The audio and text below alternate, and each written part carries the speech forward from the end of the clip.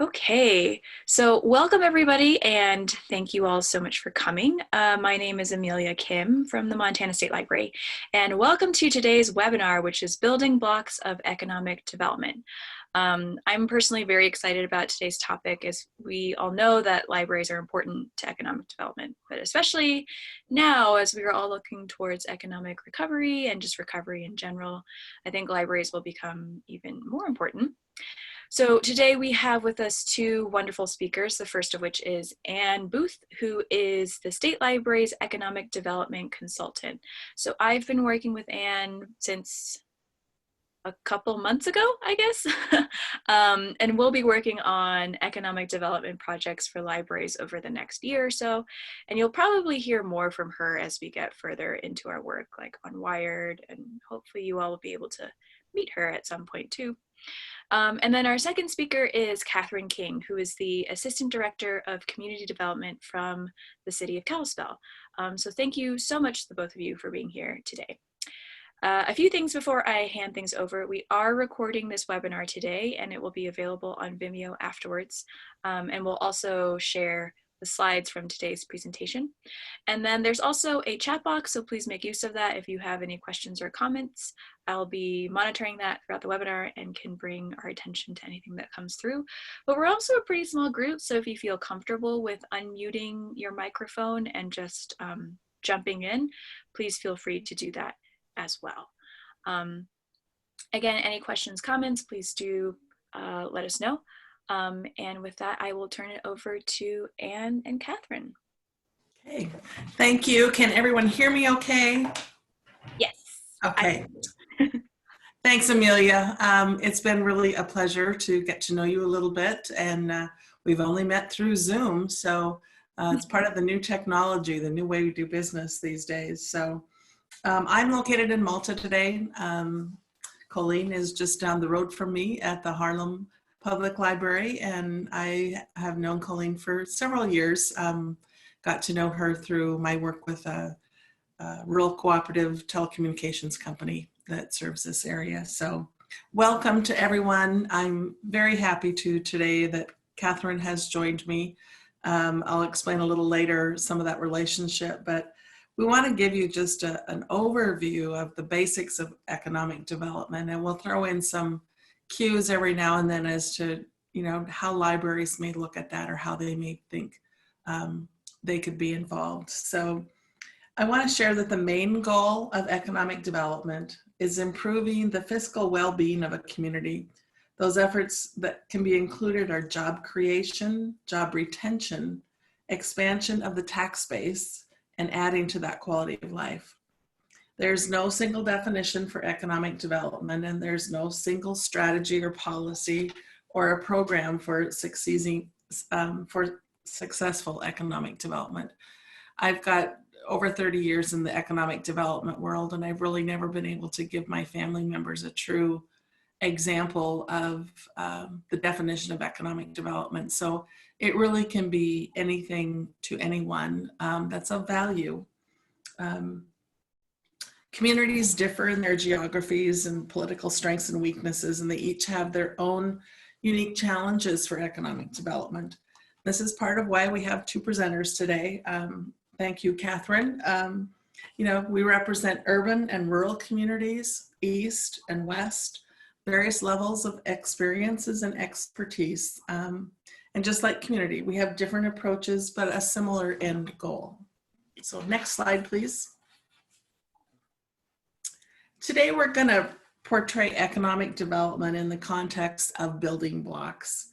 Each block in the foundation supports the subsequent blocks, and obviously, the more stable the base, the more stable the economic development activities.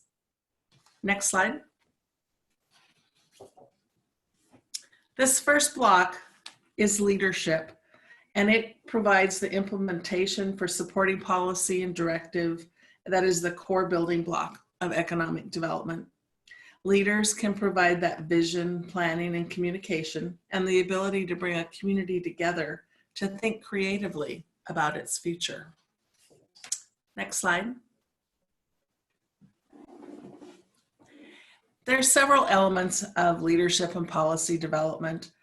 Many areas of Montana are represented by Certified Economic Development Corporations, or CRDCs, or a local economic development organization known as an LDO, which often serve as the lead agency for economic development activity in your community.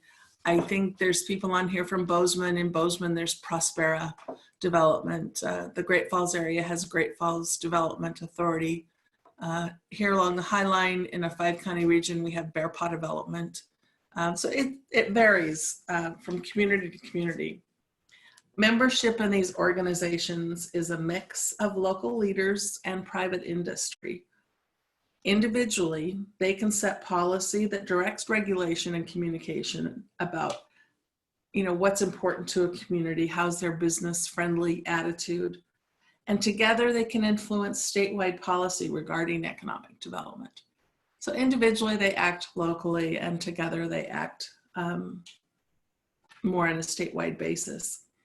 Some of you may have experienced a public hearing that involved an infrastructure project in your community, or a public planning effort for a long-term economic development strategy that identifies many local needs. Within the economic development world of CRDCs, many are funded, it can be an alphabet soup, but Economic Development Administration, which is EDA, they have a planning document that's required for communities, and it's called a CEDS, which is a Community Economic Development Strategy. So local leaders are really ingrained in those type of strategies, and I think they help them focus and prioritize. It's important, I think, here to mention too that Catherine and I are both members of a statewide association called MEDA, which is the Montana Economic Development Association. It's not unlike the Montana State Library effort to provide a collective leadership to a wide sector of providers across the state. From here, I'm going to turn it over to Catherine, who will lead us through the next slides on the building block. I do want to encourage everybody that as we look at each level, consider opportunities for libraries, and what's your potential role? Are you a leader of economic development? Are you a collaborator? Are you a partner? Is there one thing that you can do to improve the stability of the foundation? Off to you, Catherine. All right, and we're on slide 5. And can you hear me? Yes. Yes. Awesome. Yeah. Okay, well, Anne, thank you for getting us started. I'm pleased to be here, and I'm happy to jump in at quality of life, workforce development, and infrastructure development, some of my favorite topics in economic development, believe it or not. Just as economic development leadership is influenced by both the public and private sectors, so too are the remaining building blocks that we'll discuss. These segments might be driven in one community by a strong issue-specific campaign, issue-specific champion in your community, or by a strong institutionalized program. I have to say that, I think that wide-ranging flexibility in economic development can both be an advantage and sometimes a hurdle to kind of find the path. But for our purposes, it's worth viewing these through the prism, of course, of libraries, such that, our question to ask is, what role does the library play in contributing positively to these aspects of community? So if we go to our next slide.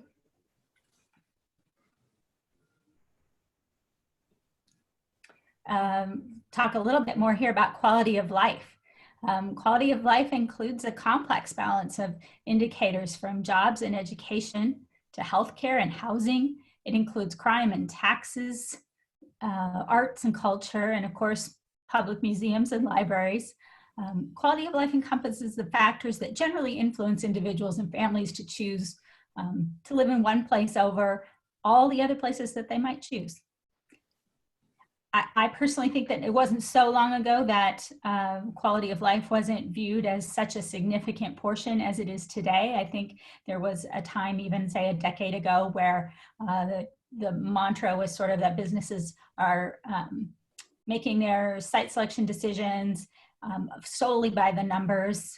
What's the tax rate? What's the cost per acre? Where are the employees.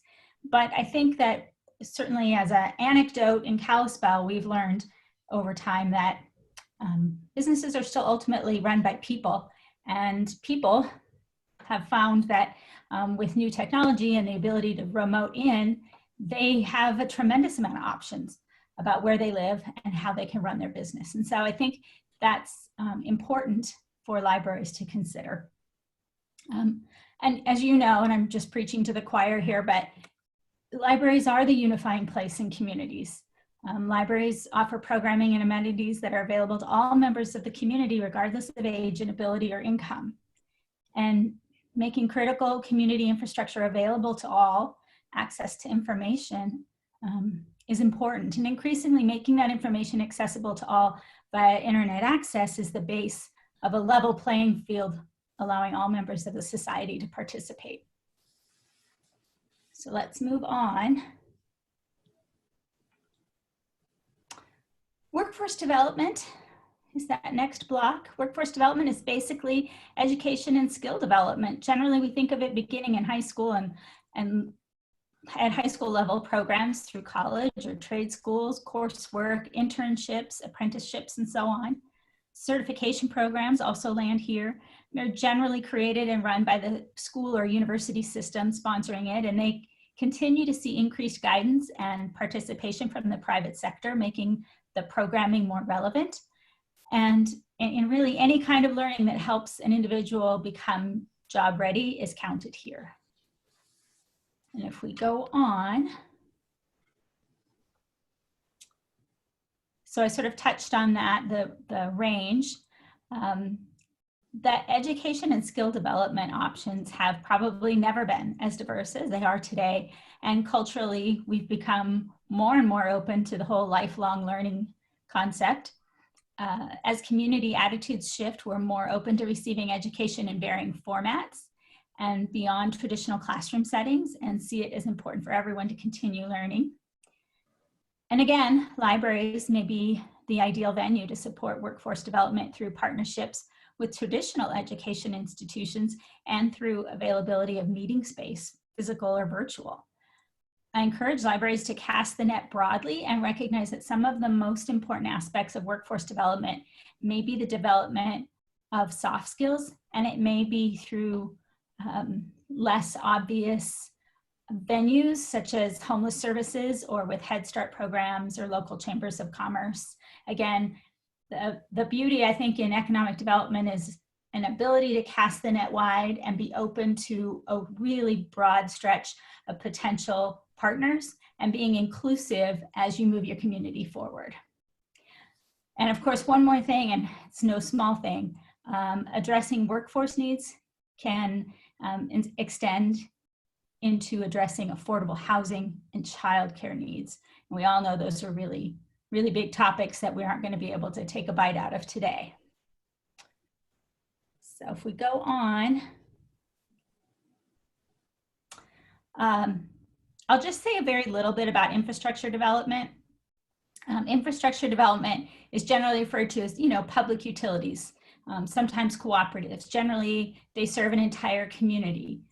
The cost is prohibitive for any single individual or entity, and typically you're going to see a useful life of, well, at least 20 years, more like 30 and more. So these are the water, sewer, roads, trails, airports, railroads, electricity, all of that sort of thing. But I would say in today's world, it's also, again, about internet access and broadband. And so remember that broadband is a utility, it is an infrastructure, and it's critical, and libraries have a role there. So then with that, we'll skip the next slide and go ahead. And real quick, Catherine, there's just a comment from Beth, who I believe this is Beth Boyson from Bozeman, but she says, I have always dreamed of providing information on apprenticeships in Montana as part of the reference collection. So yeah, that would be a super cool idea. And for those of you who have just joined us, please feel free to comment in the chat box or unmute yourself if you have a question as we're going through any of these topics. And Beth also said carpentry, etc. So yeah, that's a great point, Beth. Great addition. Yes, thank you. Um, I will move us along though to the next tier of these building blocks that are identified here. Those are existing business development and entrepreneur development, and I would say they're rather like cousins. They don't look exactly alike, but they sure have a lot in common. If we move on to the next slide, economic developers often refer to economic gardening. Sorry, let me get the word out. Gardening and business retention and expansion. Those are really the, oops. I hope you didn't hear all that. Really, existing businesses are the backbone of communities, and they deserve high levels of our attention. These are the businesses that are generally locally owned. The owners participate in the local community. You know, they're members of your Rotary Club, your Elks Club. They vote, they send their kids to school, and then they buy ads on the backboards, you know, if it's at the hockey rink or baseball diamond. Often these businesses are really good at their business, but sometimes they need help with the functions that keep their business going or allow it to scale up, or even allow them to develop a succession plan. So things like accounting and social media marketing, hiring, for instance, support in those areas can really help them move up to the next level. During this COVID-19 pandemic, I mean, obviously we have the elephant in the room, we can't totally ignore that. We're seeing significant investment efforts to address the needs of small businesses, generally employing fewer than 50 employees. Previous disasters have shown that when small businesses shut down because of an emergency, usually a weather-related, storm-related emergency, fewer than 40% are able to reopen. So if fewer than 40% are able, of our small businesses in our small towns across Montana are unable to reopen following this economic emergency of COVID-19, the ripple effects of losing those businesses in the small business fabric of a community is really hard to overstate and can devastate us. We move on. Oh, here we are, our cousin, entrepreneur development. Go to the next slide. Entrepreneur development is arguably maybe the more popular cousin, if you will. Generally, we love to talk about makerspace and shared workspaces and incubators to assist entrepreneurs as they work to scale up their product or business concept to monetization. These are all fairly well-known, if challenging to fund, ways that libraries may step into the role of economic developer. You all know, again, I'm telling you things you know, Montana is an interesting place in that we have a considerable population of entrepreneurs, and it may just be that frontier, rugged individual mindset that breeds disproportionately high rates of entrepreneurialism is in our state. Still, we aren't all born entrepreneurs, and the skills and attributes can be learned. And there are numerous fun and exciting models for entrepreneurial development. So at this point, I want to turn things back over to Anne and let her share more, because I think we're both big fans of finding the fun in economic development. Thanks, Catherine. So we're at level 4, new business, and it's part of the successful economic development. When we developed these slides initially, I'm not a pro at PowerPoint or creating graphics, and I was updating a format from an old presentation on the building blocks. I just like the building block concept. And this one was entitled Recruiting New Business, and I'm disgusted with myself that I didn't change it, because I think recruiting new business is maybe less relevant than some of the previous conversations we've had from Catherine about existing business development and entrepreneur development. Relocating a new business to your community may be a big splash in the headlines,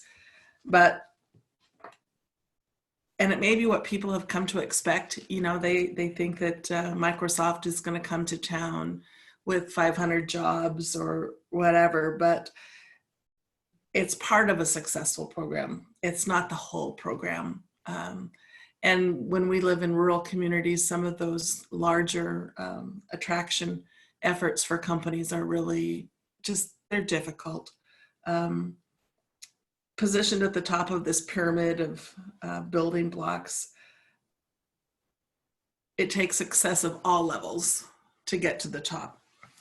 Good recruitment programs take time, and the results can be great, but business retention programs assist small businesses and prevent their relocation and help them survive through difficult times. I think during this time of responding to COVID-19, we've all seen the reality that business retention and how we work with those businesses in the long run. I think it's going to be a good lesson moving forward. We really, all libraries included, we need good retention programs. You know, how are we going to face this if we have to do it again in 6 months? So next slide. So here's some ideas for business recruitment and retention. You know, build relationships. We heard early on that leaders are maybe more capable of having those good communications with communities and you know, with potential companies. We want to assist local business and industries to solve problems so they can stay and grow.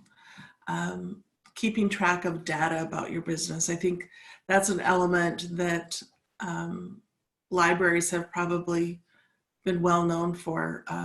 I'm old enough that when I was talking recently to the SBDC director, which is the Small Business Development Center of Montana, he didn't know what a Thomas Registry was.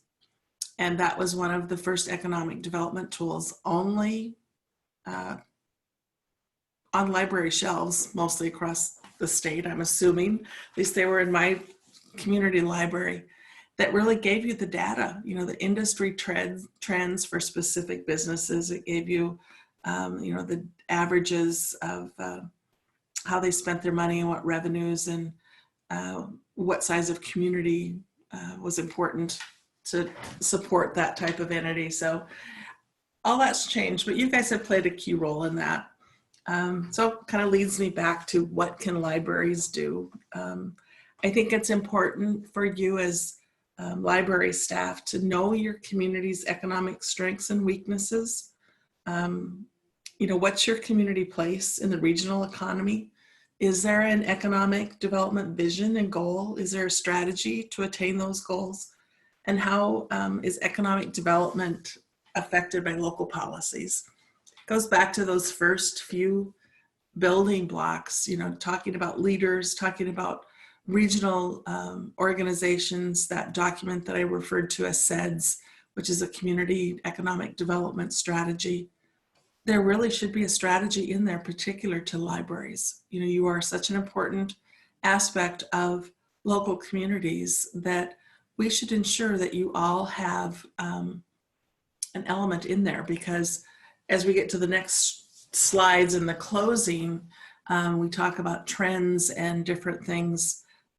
Collaboration and some of those things are key, and I think it's important that libraries step up and hold your place within that realm. So we've walked through, go ahead.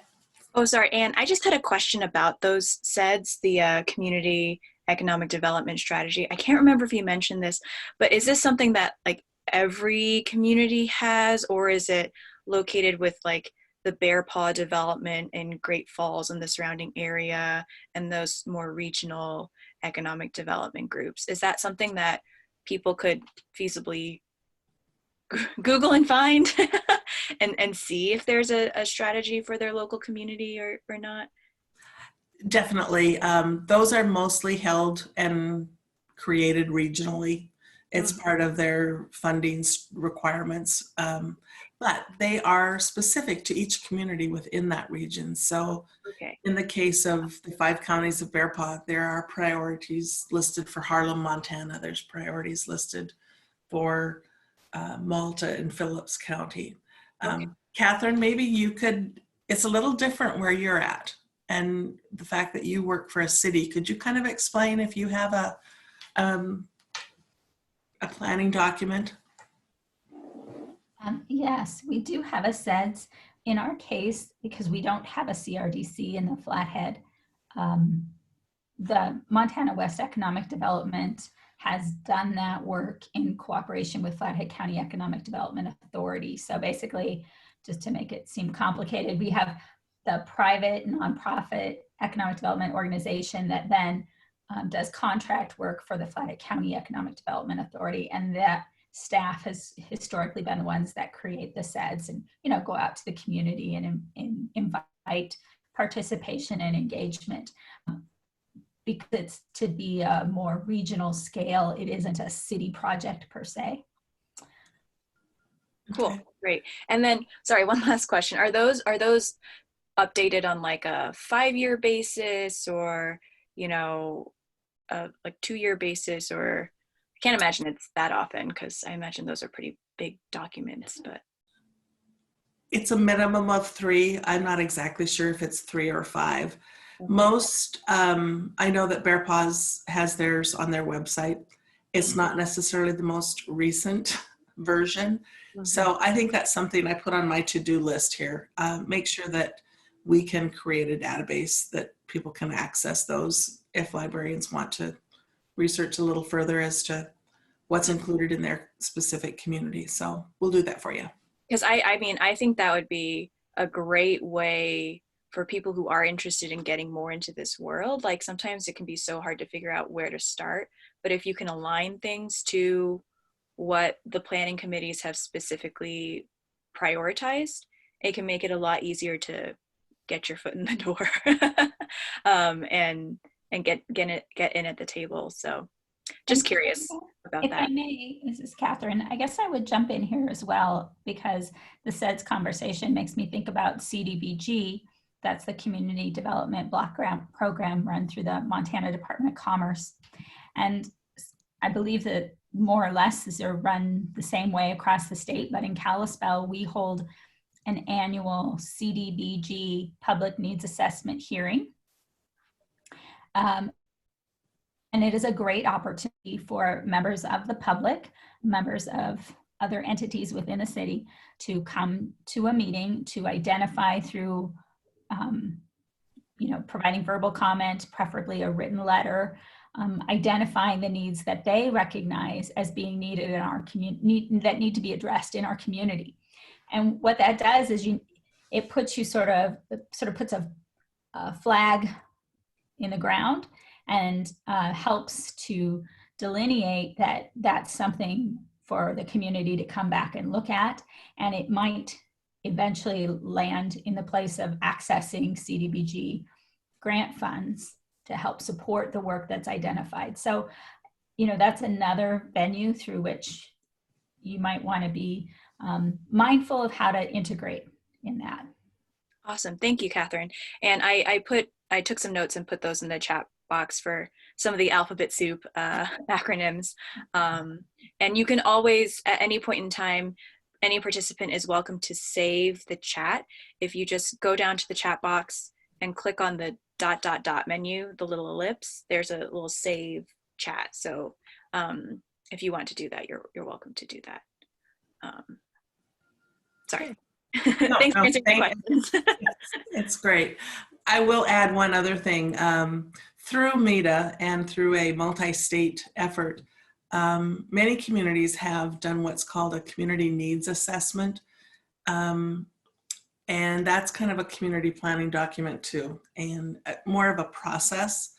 And I know that the communities that I've participated in, libraries have participated in those activities. And I think just becoming more aware of those type of activities and, taking your place at the table, I think is important. So we'll include some of those items as we move forward. So,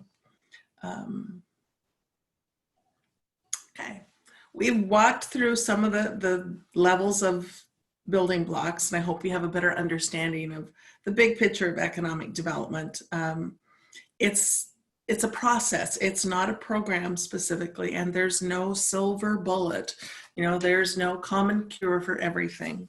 Catherine and I have similar passions about economic development and where we live and work, and it's an exciting field. And she mentioned earlier, we're going to share a little something here. And Kalispell Chamber of Commerce, I believe, and Catherine can add to this later, is considering a program. And I have followed this Lemonaire program for a long time, and it's just kind of hitting Montana maybe for the first time. So we're going to share this fun video with you, and I think we have plenty of time. So go ahead, Amelia, if you want to share that video. Can you all hear that? Back when I was 6. Yes. Okay. All right. Let me make this bigger. And then here we go.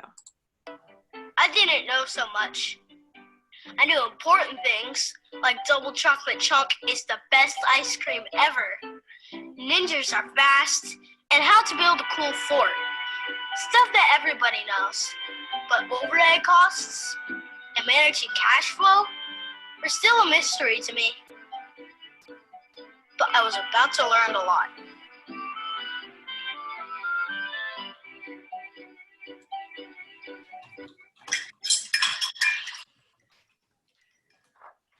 Please tell us about your day. I found a bug, but I got laid off today.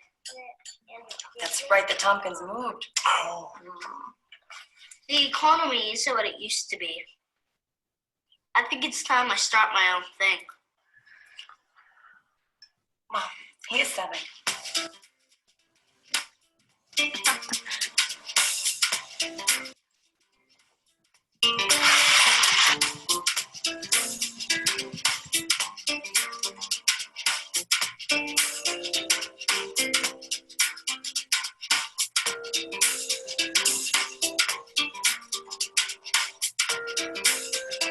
Dad, can I have some money? No.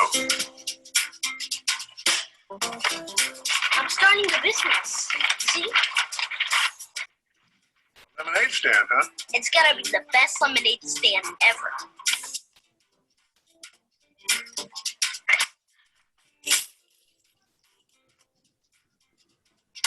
That looks a little complex, son. But it has wheels. I just paid your brother's allowance. I'm kind of tapped out this week.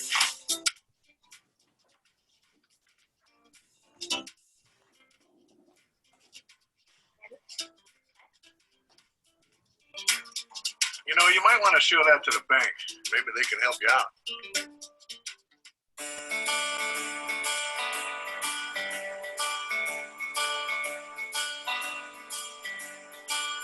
Yeah, I suppose I could have given him the money. Jonathan? But this will be a good experience for him. Learning the value of money. And interest rates. You know, he could have settled and worked at the Smith girl stand down on Pleasant. She'll be in his class next fall. And there's a stand on Crescent. But when I brought that up, he said, I'm going to crush them and turn them into parking lots. That's when we decided it's best not to eat every single lollipop. And no more cable news before bedtime.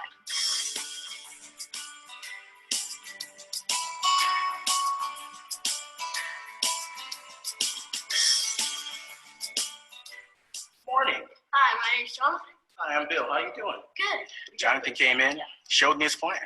It was very colorful. We talked about operating costs, profit margins, even franchising rights. There's no way that I could say no. I think he had fruit roll-up on his hand. I do love fruit roll-up.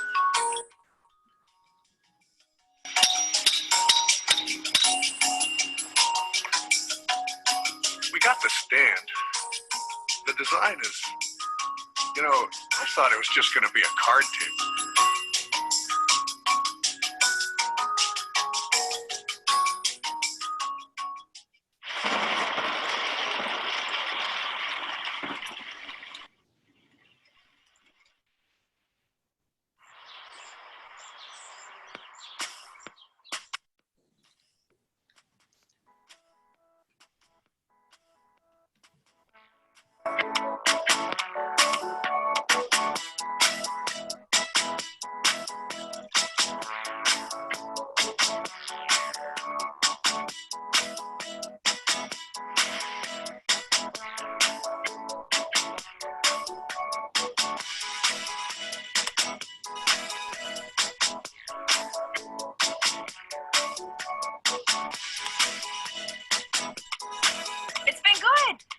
only ruined a couple pitchers' worth. Morris put salt in thinking it was sugar. No one said anything, though, until he started in with the pepper. It's pretty good. Probably makes for a pretty good mixer. You guys can edit that, right?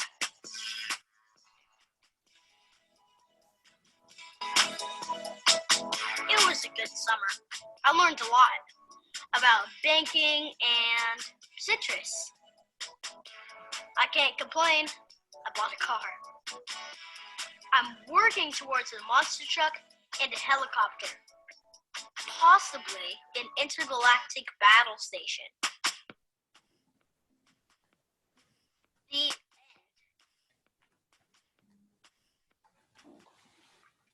Oh, that was so cute.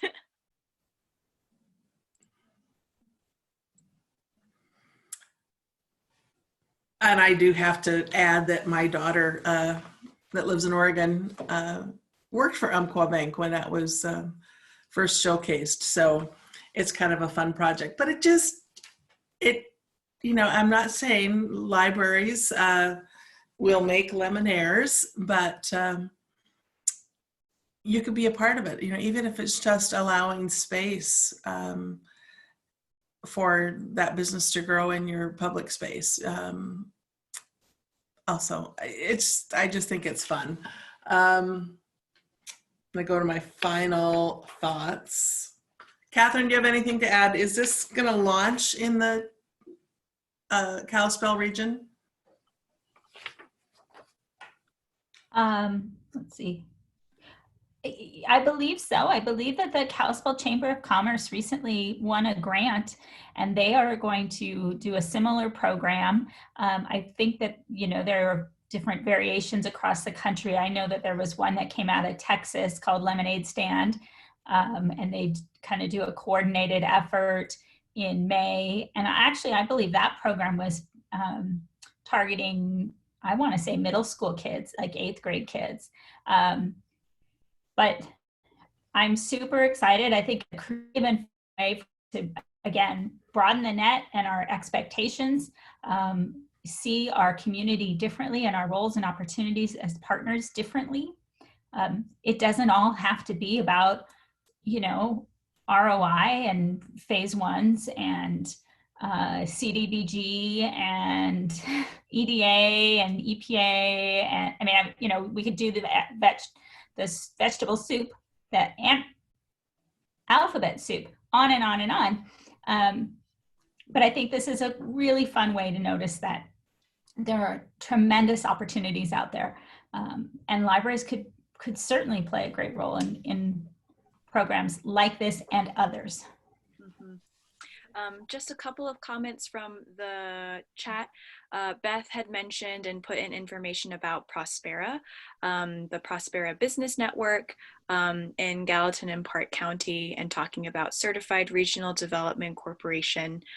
So some more acronyms for people to take note of, but yeah, possibly looking at your CRDC for your region and seeing what information and resources that they have. And Anne and Catherine, just listening to your guys' presentation, like one thing that I can think of that libraries actually do super well in terms of integrating businesses into the community, thinking about summer reading, which obviously it's probably going to look a little bit different this summer, but I know so many libraries work very closely with local businesses to help prevent summer slide and help encourage reading, and businesses provide coupons or prizes that they give to the kids, and like seeing the kids and the participants use those prizes and get really excited about it is a really great way for businesses to become involved in the community, to help with that existing business support. And it's great PR for them, and that's just one thing that I can think of right off the bat that libraries do super well, and help integrate businesses more firmly into a community. So just a thought that I had. And Beth mentioned that there's a lot of mask sewing businesses popping up, which is very true. Yes. There has been a dearth of masks all over, as we know about. So there definitely are things that are coming in to fill that gap. So, and if we could somehow like that lemonade stand, the mask business, use it as a teaching tool. I think that's what they did with Making Luminaires. They provided a format for those young startup companies to, apply to a bank. In this case, it was Umpqua Bank. And if they submitted their application, I think they got a $25 grant loan that turned into a grant if they wrote a thank you letter to the bank. And then for that, they also got the kit for their table. Anyway, on to trends and ideas. And this was something Amelia had mentioned earlier that maybe some of you were interested in is, what are some of the trends in economic development and what are some ideas? And I do want to say that I've been having wonderful conversations with various entities and directors of programs from across the state, and that will be part of my work as it goes on. I've got a plan of work that I've been working with Amelia and some other folks at the State Library, and I hope all of you will have opportunity to input into that and provide some new ideas as well. But this list, economic gardening, and Catherine referred to this earlier, it's growing local talent, attracting new talent, and inspiring our youth. There's a lot of conversations out there that over the years we've had a brain drain, which is our youngest and brightest leaving the state. I think right now there's a brain gain. I know that it's prevalent here in my community. I think we see it in a lot of rural communities as people have come back to their ranching families. They maybe left and went to larger communities in Montana and they've returned. Not all of them, but a few, and it's making a difference in our smaller communities. We talked about supporting infrastructure. Catherine mentioned broadband. Food and value-added agriculture is a key element of Montana economic development. And I think it's going to become a more play a more important role as we move forward. I think that's obvious here. You can watch the news any day, and they're predicting that we're going to run out of beef in our grocery stores, or at least a variety of beef. And I think it's we're also seeing more farm to plate type of restaurant food, and that's always inspiring. So leads us to innovation, development of clusters, online education and work, shared spaces, hubs of excellence, and more. Those are just really kind of some phrases that are really trendy at right now. Montana Economic Developers Association, MEDA, the group that we're members of, right now is taking on, it's called Montana's Next Generation Project. And that's looking forward. When you look at the last 25 years of economic development in Montana, as far as the policy and the programs, they were initiated 25 years ago. So as we approach the next legislature, do we move forward with the same programs? Do we tweak them, or do we think more creatively? So MEDA has actually hired a consultant, and they've been working on this Next Generation Project. I think there will be some exciting things that come out of that, but that's more on the policy side of things. When you look at funding projects for economic development or community development, some of the buzzwords out there are resiliency. Is that resilient? Will it move forward? Will it stay there? Will it be retained? Collaboration. There's not a grant application, I believe, that doesn't require some sort of collaboration. Projects that fund one entity without involving other community members anymore is just really difficult, and connections. So, you're not going to have that collaboration without connections. So I think that those are important things as we move forward in any kind of economic, and I'm adding in here community development. We didn't talk much about community development. And when you talk to and I'm using parentheses with my fingers, economic developer, they don't necessarily talk about community development. They think it's different. And in many aspects it is, as a straight line program, but Montana's a unique place. And I think they're interchangeable in many aspects. Goes back to that quality of life that historically was not valued as an economic development tool. And it certainly has proven different in Montana. It is very important. So with that said, we can move to the next. Any questions on those things? We're back, we're in the closing mode now. Are there more questions? And feel free to open up your mic and just chat with us. We're happy to do that.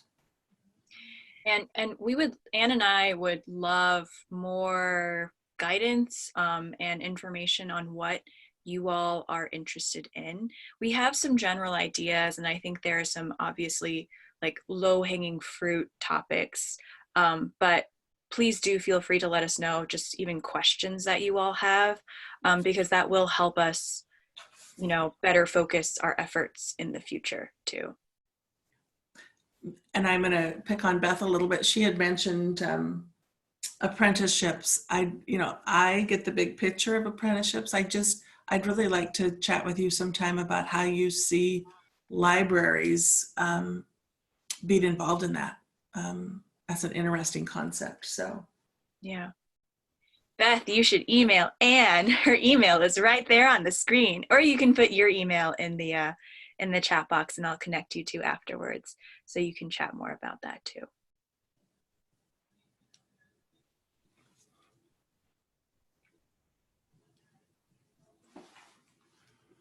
No other chat or no other questions? I will go ahead and actually stop the recording here, just so that I don't forget to do that.